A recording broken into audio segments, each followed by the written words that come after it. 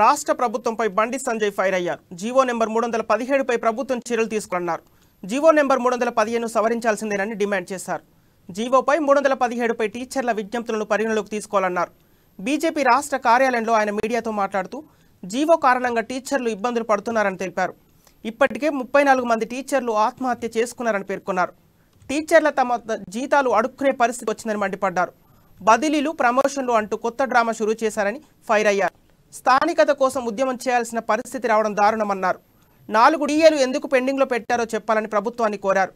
టీచర్ల జీవితాలను ఈ జీవో చిన్నాభిన్నం చేస్తుందన్నారు. 13 జిల్లాల్లో బదిలీలు ఎందుకు ఆపారో చెప్పాలని చేశారు. బదిలీల కోసం బీఆర్ఎస్ నేతలు డబ్బులు డిమాండ్ చేస్తున్నారని ఆరోపించారు. విధానాల వల్ల అశాస్త్రీయంగా ఉన్నటువంటి 317 జీవోను జారీ చేయడం ద్వారా తెలంగాణ రాష్ట్రంలో ఉపాధ్యాయ ఉద్యోగ వర్గాలు ఏ విధంగా ఇబ్బంది పడ్డారో తెలంగాణ సమాజం అంతా చూసింది. భారతీయ జనతా పార్టీ కూడా మొట్టమొదటిసారిగా ఈ 317 జీవోకు వ్యతిరేకంగా తెలంగాణ రాష్ట్ర వ్యాప్తంగా అనేక ఉద్యమాలు నిర్వహించిన పార్టీ భారతీయ జనతా పార్టీ.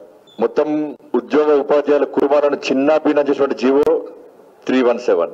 అనేక సందర్భాల్లో ఈ విషయాన్ని స్పష్టం చేస్తాం. 317 జీవో ద్వారా ఏమి ఇబ్బంది పడుతున్నారు, ఎట్లా ఇబ్బంది పడుతున్నారు, రాష్ట్ర ముఖ్యమంత్రికి తెలియకుండా కనీసం తెలుసుకోని చెప్పి తెలిసే విధంగా ఉద్యమాలు చేస్తాం. మేము ఒక అనాలోచిత విధానాల వల్ల అశాస్త్రీయంగా ఉన్నటువంటి 317 జీవోను జారీ చేయడం ద్వారా తెలంగాణ రాష్ట్రంలో ఉపాధ్యాయ ఉద్యోగ వర్గాలు ఏ విధంగా ఇబ్బంది పడ్డారో తెలంగాణ సమాజం అంతా చూసింది. భారతీయ జనతా పార్టీ కూడా మొట్టమొదటిసారిగా ఈ 317 జీవోకు వ్యతిరేకంగా తెలంగాణ రాష్ట్ర వ్యాప్తంగా అనేక ఉద్యమాలు నిర్వహించిన పార్టీ భారతీయ జనతా పార్టీ. మొత్తం ఉద్యోగ